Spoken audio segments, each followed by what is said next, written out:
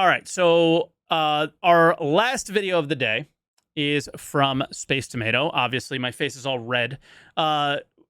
It's titled, "Was 2022 really a bad year for Star Citizen?" Yes and no is my initial feelings. For content, it was really, really rough. For the steps they need to take to finish off the game the way they said they would, pretty good year, I'd say. This video is made possible by my supporters. For more like it every month, check out the link below. Was 2022 a success Everything's or starting a off with failure like weird for Star quality. Citizen? That's going to depend on who you I don't know ask. why. But there's no denying that a lot happened. I was personally let down in some ways and impressed in others. We were Looking let at down by 2022 Tony from this the year for perspective sure. of features and tech advancements, it's easy to see the clear successes in the past year. Increasing server sizes, NPCs operating on planet surfaces, more unique new areas than we've seen in the past half. The NPCs operating on planet surfaces is such a it's such a hard thing to realize how big of a deal that is for us, because it's still the same NPCs that aren't very reactive.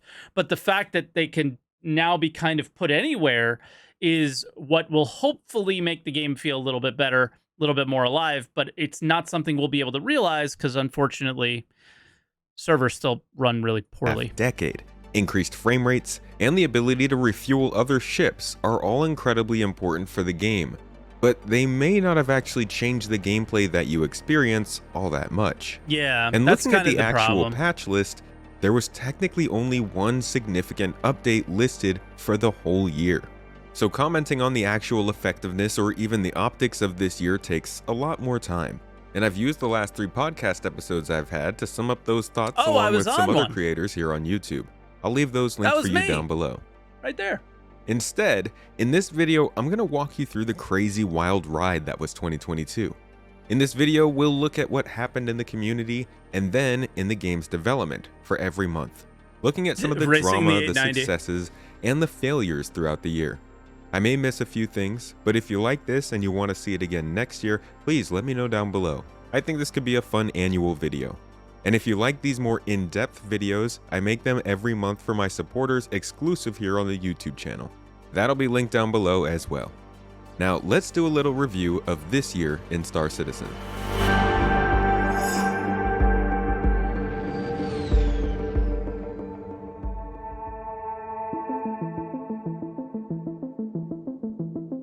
The year opened up with some drama about the Ares Ion. It had recently been released and subsequently nerfed in maybe not the best way. Oh no. Guys, I don't want to hear about it in chat, okay? Which some felt disagreed with the messaging around the ship. And that stuck with the community for a while. In a big way. It hasn't stopped. Keep an eye out for this trend of communication and misunderstandings regarding the community and CIG throughout the year.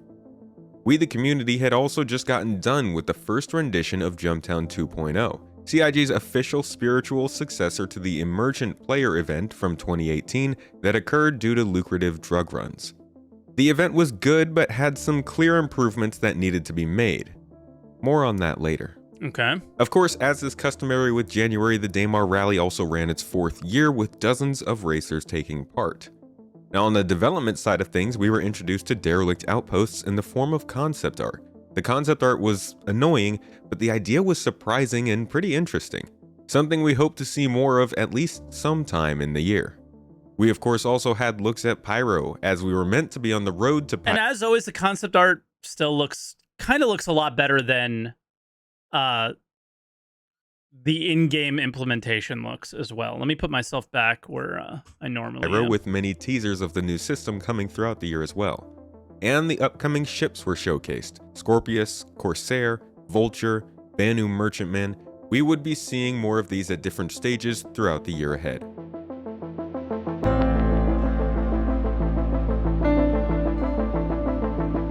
In February, the activity started to pick up. The first free fly of the year was upon us with the Coromore event, an in-game Valentine's Day holiday. Valentine's Day, yeah. The Hover Quad was announced after showing up on the PTU the previous month and was released to live servers with much better handling for hover vehicles in tow.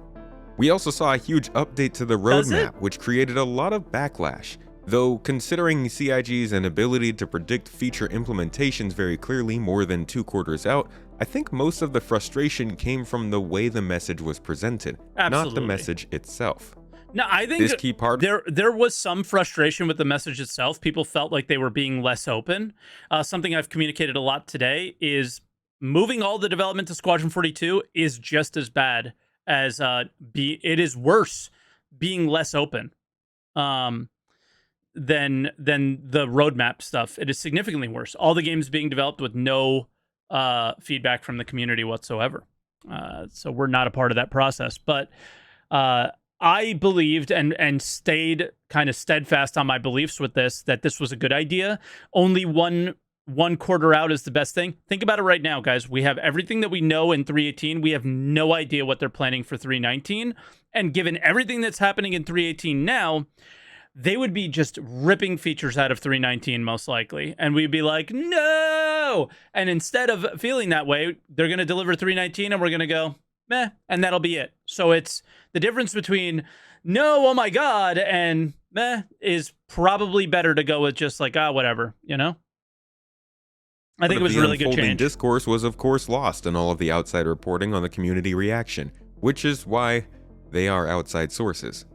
But this change was a really big shift in how they communicate Star Citizen development. It drew more dependence to the progress. I think also taking people who are outside and putting them down for being outside is not the best thing either, because the way the game is perceived outside of its community is also very important as well. And CIG's inability to just ever do anything good where the outside world can look at Star Citizen in a positive light is not exactly the fault of all of the, shitty gaming media and whoever else. Tracker, which is not dependable, and allowed them to avoid so many public feature delays.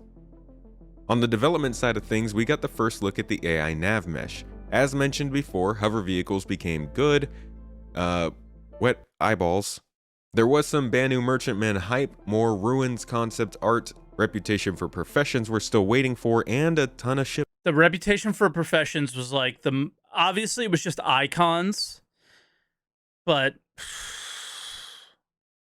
I'm dying for something to work towards. News. Also, there was a first look at refueling gameplay. Not important at the time or even now, but a solid feature that will become career path and a lifeline for many. God, I want that to be useful so bad because it's such a good implementation. With March, Alpha 3.17 started to go into testing, the only 3.x update of the whole year to go live. We saw a delay in the Scorpius release and the announcement of the Misk Expanse fuel refinery concept. The Stella Fortuna event took place with celebration and sales reflecting the in-fiction celebration parallel to St. Patrick's Day. And the Atmo Esports Fighter Flight Tournament took place, one of the more organized combat events throughout the year, and a great chance to see how combat works in-game. Hey, that's me again, but I wasn't in this one. Side of things, tweaks to medical and inventory systems were made to improve their functionality after their 3.15 That was the previous year. Many Pyro updates were still being included on ISC at that point in the year, and the Pico Balls were introduced to the universe, still not all to be collected, I believe. Or was I in that? I don't know. We got our first look at salvage gameplay, something we've been waiting years to see, and we got to learn about how derelicts were being designed for procedural generation through a showcase of the new upcoming Reclaimer derelict settlement.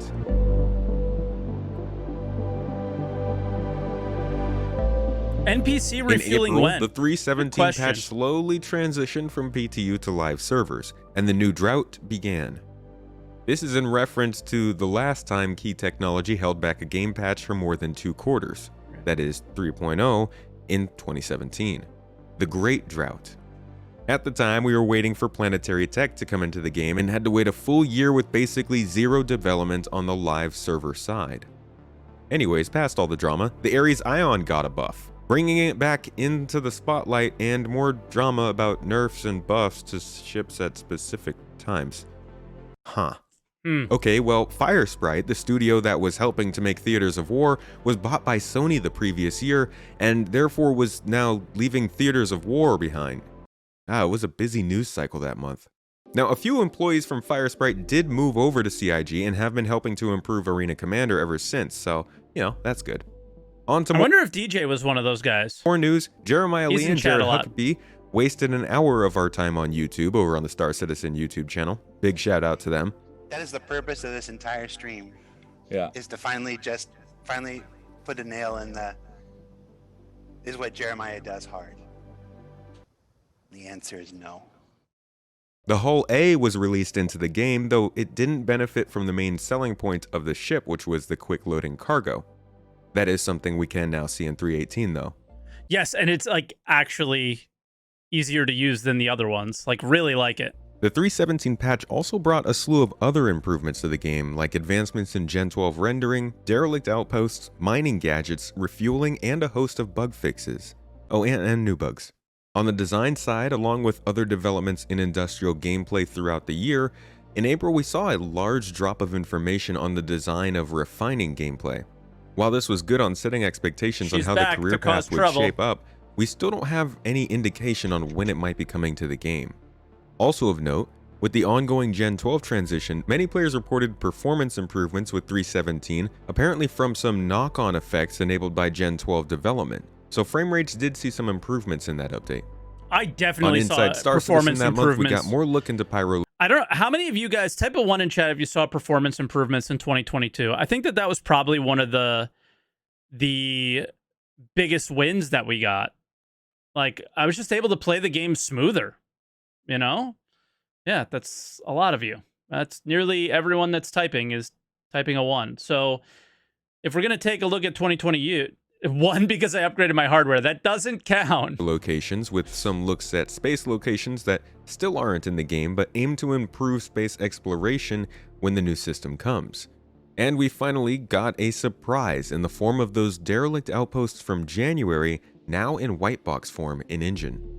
The locations team seemed to be moving faster. That Montreal team killed it in 2022. FPS not really higher. What a difference was less stutters. Yeah, good point. A lot less in May, stuttering. The big focus was Invictus Week, a huge event honoring the military with in-space parades, tours of capital-class destroyers. Can I link the video? I free always fly do at the events, end. Special sales, new ships, Just hang and tight. generally quite a bit of instability. But this year was better than most. The Scorpius was introduced in the game after the initial delay in 3.17. The idea of hacking was reintroduced with the Legionnaire concept. Hacking after Great. The idea of hacking was several reintroduced. teases and information on design changes has still not really been shown to backers as of yet. Exactly. But we know 'cause it's been not in the being works worked for on. a while, and we probably can expect to see something in 2023. May was also the big month for the Letter of the Chairman 2022 to come out. More I feel ideas. different kinds of ways about this. There was a lot to unpackage from this letter, and it comes off differently with some hindsight. But ultimately, this marked the beginning of the last stretch to server meshing, and while there have been delays, we're passing the hurdles in due time.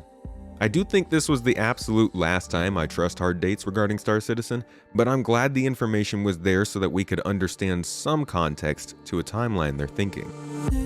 In May, the Dunlode Derby in-game race Until was they also the first real sign botched that that one as CIG well. was serious about racing this year. It was a short circuit in Orison that players could fly, and in hindsight, kind of seems like an obvious test for more to come. The highlight of development news for that month was a first look at vehicle salvage gameplay.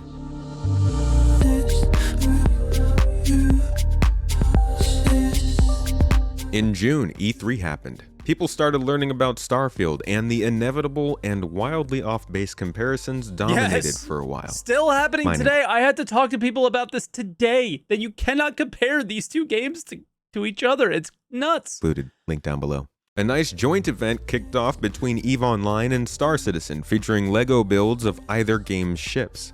This is a fundraising event to help children's hospitals and healthcare. Update 3.7. True. Another thing, FPS ship desync. Or no, ship desync has improved, not FPS desync. 17.2 began testing an Evocati to go to PTU on the 1st of the next month. This was the very notable Audible update instead of 3.18, as persistent entity streaming, the key feature of 3.18, needed much more time in testing, per the letter for the chairman. In June, we were again updated on how derelicts were developing, and given a first look at the newest dynamic event of the game, Siege of Orison. The Merchantman saw a lot of attention I wish this month I enjoyed too. Siege There was more. a light of excitement buzzing around the ship. It had been in concept for almost 9 years at this point, and those who bought it were excited to finally see it get the attention it deserved throughout 2022. It's also likely to be one of the most impressive in-game spaceships For me, the drama around this ship was so unwarranted. in the industry, so folks are just excited for a lot of different reasons. We also saw some But backlash so that month warranted to at the the same upcoming time. UI updates in 3.18, which were shown in ISC. These were, of course, cleared up as being temporary, generally the way things go with Star Citizen and communication. Additions like these are made incomplete, meant to introduce basic functionality to the game that can be built on later in the alpha stage or in beta stage. The thing that people were upset about, and I don't think Tomato went super clear into that, is everything on the right side, everything on the left side was an improvement on what we have. This cat is driving me insane today. Everything, come here. Oh my God, you doof. Everything that was on the left side and the right side were fine. We were all happy with that. It's that they totally just put a spaceship in the middle because it looked pretty. And that's what we all thought. So we communicated that. They came back and communicated, hey, actually, there's all these other plans that we have for it. It's just, we're not ready for it yet. And they showed some of the concepts of those plans, which Tomato did show, which was like seeing what parts of your ship are filled and, you know, managing your cargo a little bit more, stuff like that. So the thought process is there. They're just not really ready for it. What we were seeing was an early UI that would then get updates in the future. Oh, he is going into it. I didn't think he was going into it. Sorry. To round out the month, we also saw the same completed derelict outpost concepts from January and April actually show up in-engine and ready to be played on Inside Star Citizen, along with the first planetary navigation by AI. It was a big moment for the game because of the navigation, but it was also surprisingly fast on a new location we'd only learned about that year. Yes, the very fact that fast. it came with mission content as well Go was something we Montreal. really hadn't seen from CIG before. Example, sand caves. Sand caves came with no content. But derelicts came with content. Again, go Montreal. Killing it. July opened up with the return of dynamic events Jumptown 2.0 and Ninetales Lockdown for the first time in 2022, giving players a lot to do but perplexing many as the main money-making events for players to run while being run right before a progress wipe. Yeah. We'll come back to that. The Anti-Air Centurion was unveiled ready for in-game and changed a lot of the gameplay around Jumptown in addition to the ballista. The Foundation Festival was celebrated as another in-game holiday, along with a free fly event that lasted almost 20 days and gave a ton of new players the chance to try the game out for free. 3.17.2 went live, with a fun controversial wipe. Remember what I mentioned about those money-making events earlier? CIG tried to give player credits based on their 3.17.1 playtime and the live events that they had just run, in order to offset the progress wipe that was about to wipe out all of their wallets. But things went poorly. Some players ended up very rich, some players didn't get anything, CIG had to take the money back, and many in the community were perturbed. Ultimately, it ended up quieting down in the long term. Guys, I took all the money I had on all of my accounts and I moved them to an alt that never played so that they wouldn't take the money, and they still took the money because trading didn't work. But it was kind of a kerfuffle going into 3.17.2 for the long haul. The update itself brought AI on planets, new space missions, items selling, increased server capacity, derelict outposts, and more. It wasn't a huge update, and while it could have been a 3.18 on its own, that name had been reserved for the persistent entity streaming patch, so 3.17.2 was technically our mid-year patch. On the development side of things that month, we got to hear more about how rivers were developing from the basic generation tool to the planetary water feature creator we're now seeing in-game in 3.18. I still haven't seen the rivers.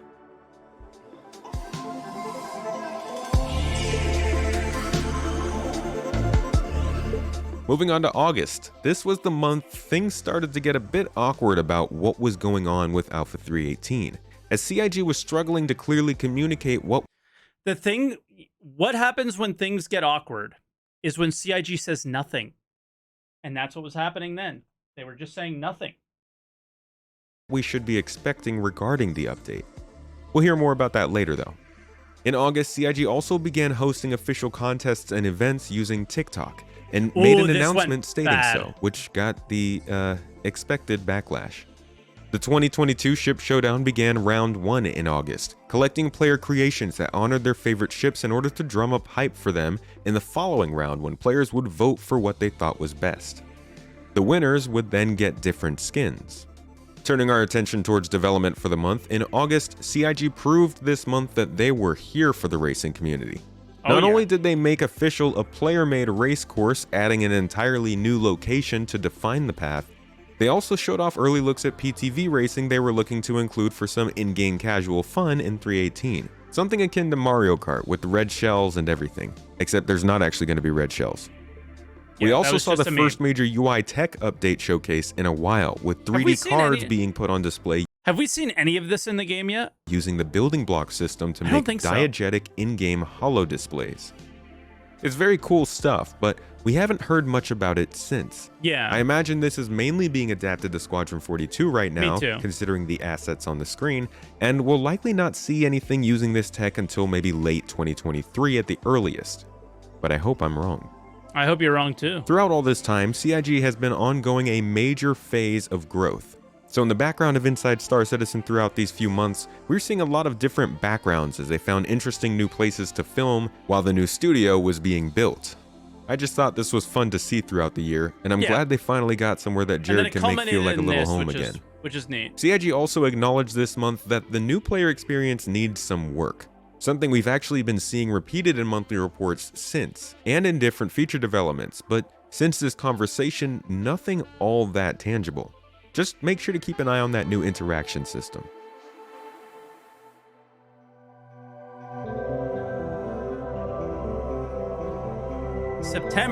September opened with a lot of information about persistent entity streaming, and it was all from the Montreal guys. So it was like, whoa, what happened here? Update on 3.18 expectations.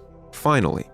It was still expected to go live by November at that point, but expectations for persistent entity streaming were beginning to be reeled in a bit. We began to understand the matchmaking service would not make PES immediately the thing we had hoped.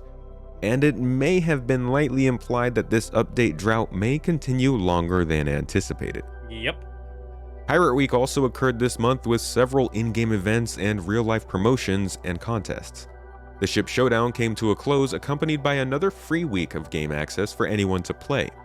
The Carrack won the contest this year for the second time, with the MSR coming in second.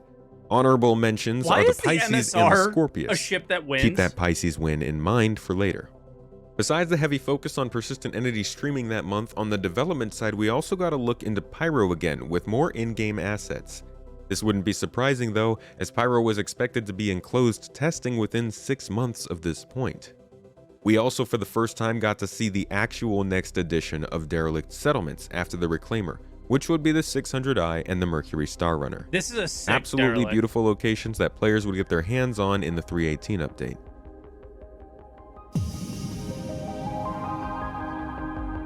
I don't know, but the Cutter's a slam dunk for next year. October. Oh, basically this month is just dominated by CitizenCon, as it introduced a lot of new topics to the community this year. The Crusader Spirit series was introduced, a Cutlass competitor with slightly larger footprint. It unfortunately was hampered by incorrect stats on the ship page, leading to some confusing expectations being set. The Community Hub was launched. I couldn't log in for a while, but it was launched, and it will likely become a very useful resource for players over the years. No, it won't. I don't think it will. It's a separate thing. It's hidden behind clicks. It's not on the forefront of anything on their website. It's not on the launcher. Yeah. I think the way they want people to use it is they're not going to highlight your work unless you post it there. Many Bar Citizens took place in October. If you don't know about these, they are in-person meet and greets where plenty of players see each other, meet developers, and have some drinks. Let's go. They happen often, so make sure to check out the Discord linked below if you're interested. at CitizenCon, we saw a lot of great things talked about, even if none of them was quite a gameplay showcase. Let's go. Because of that, the response to this CitizenCon was a divisive one. Some felt it was spot on, focusing more on current development and the progress of major game systems in the near future, rather Keeps than going after flashy the wires showcases all of a and hype. sudden. Obviously, others felt it was a much more boring affair. No matter how you approached it though, there's no denying many things that were shown developed a lot of discussion and excitement. That's not to say we won't be waiting a bit, but I would keep an eye out for those CitizenCon features over the next 12 to 16 months.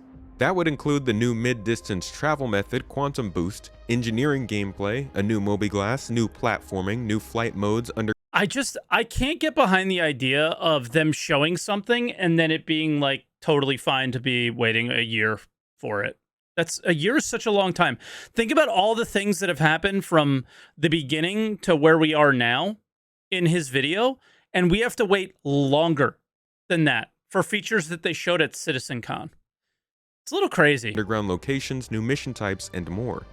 We also immediately got the STV from this CitizenCon, so there was that. And 318 finally got into Evocati testing, which was a hefty struggle for a few weeks, but it was nice to know somebody was testing it. With this development though, 318 prospective live release was delayed until the end of 2022, and 3.17.4 was introduced as the final 317 patch to drop in November, introducing What did that even IAE. do? Yeah, The it was month just finished up IAE, with a right? few Halloween contests as well as an in-game and an out-of-game event. One of which I loved this contest. I hated the item that was rewarded, but I loved the spawned a contest. bit more drama surrounding in-game item rewards due to communication surrounding the same rewards a year earlier. There's that communication thing again. Yep.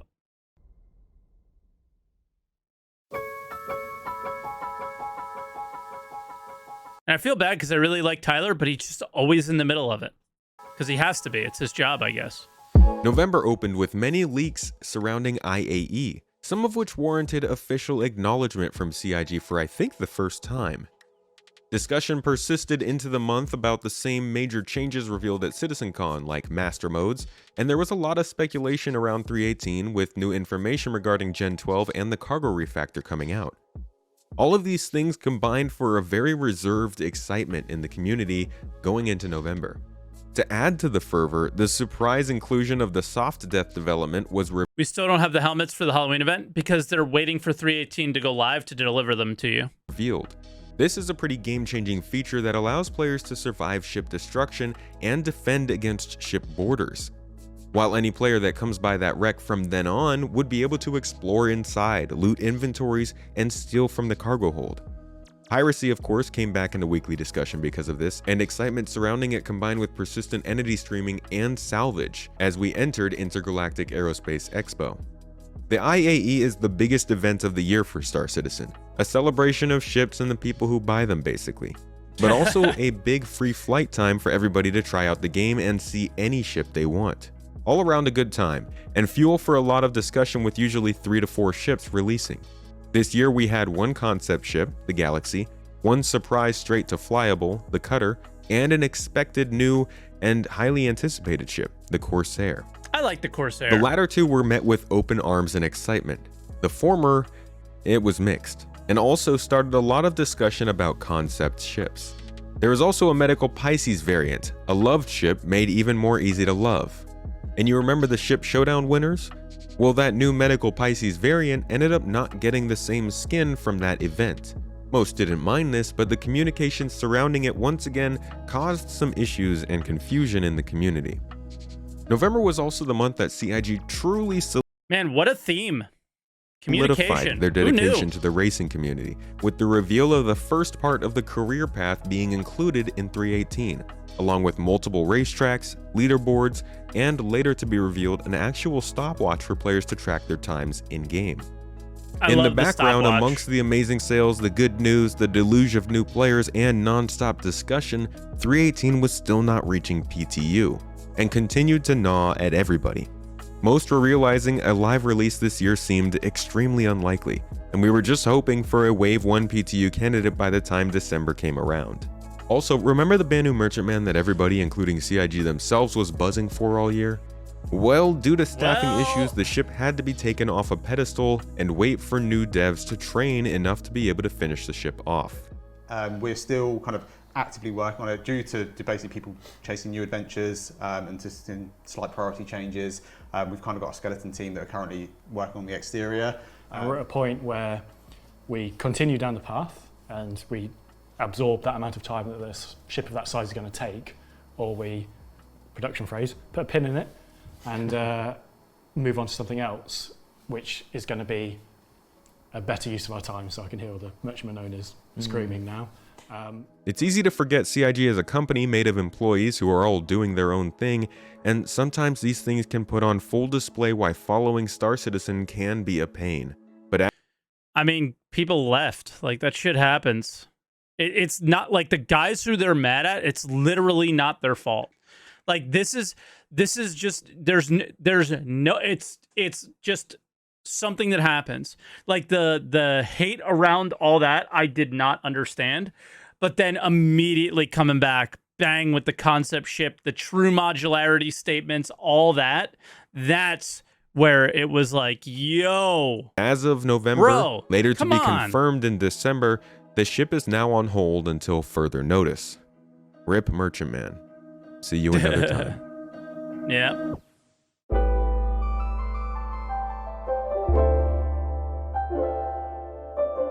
The last month of the year, things were pretty normal and relatively quiet after IAE ended, except for the universal anxious buzz about 318. Luminalia that is began so funny. I mid-month, never saw that absolutely post. blowing the previous year out of the water in terms of gifts received by players. It continues to be a particularly nice thing for the community to take part in. Otherwise, with CIG turning down for the year, all in-game activities finished up, and all hands on deck for 318, we waited day by day for the patch to go to Wave 1 testing in the PTU. And finally, on December 19th, well past projections, and long into 2022, the PTU was released to Wave 1 and we were Bam. publicly shown persistent entity streaming. And it performed terribly. But over the course of the days and the coming weeks, it improved, and players began to see what 318 offers, and hype began to build, and people got very excited. I'll be releasing my full overview of that process on the channel, so make sure to keep an eye out for it. But long story short, it's good stuff.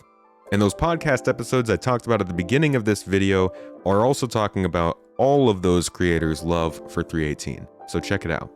It's still not on the live servers as of today, the end of the year, marking a distinct deadline missed. But the technology is in the hands of the players, and it's proved to be working, which for most I think is just as good. Okay. Overall, 2022 could be seen as a success and a failure for Star Citizen, Yes. depending on how you look at it. This project will always be judged on weighted scales, and everybody carries a different bias. There's no denying the project fell short of persistent hangars, server meshing, pyro, and several other key features this year. Big fail for me. But from planetary navigation to persistent entities, Big to win for them. increased server caps to Gen 12, to location improvements and on, there were some big technological wins this year, more than most in the past. And while that may not have translated into the biggest gameplay changes for you, you'll be feeling the effects of 2022 in a big way in every single update from here on out. Good point. There are downsides and upsides to this game, the way it's developed and the way it's played. If you want to get detailed info about these things in a fairly balanced way, I host several types of content depending on what you like. Podcasts, live streams, videos, and for my supporters, longer, more Space in-depth Tomato does videos like it the all. one you just watched. I make them exclusively every month for all supporters, and if you'd like to see more like this, you can join down on YouTube below or check me out on Patreon. Those supporters also get all my secret codes for giveaways like my upcoming Corsair giveaway next month. If you enjoyed this video, please let me know down below. This was a good trial run, but I'm thinking about making this a big annual project every December, and I want to know what you think.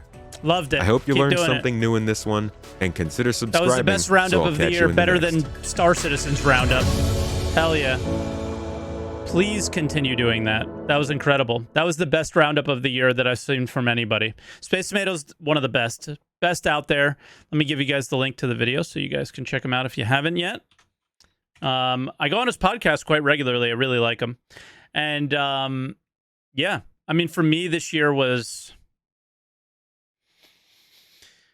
not a good year.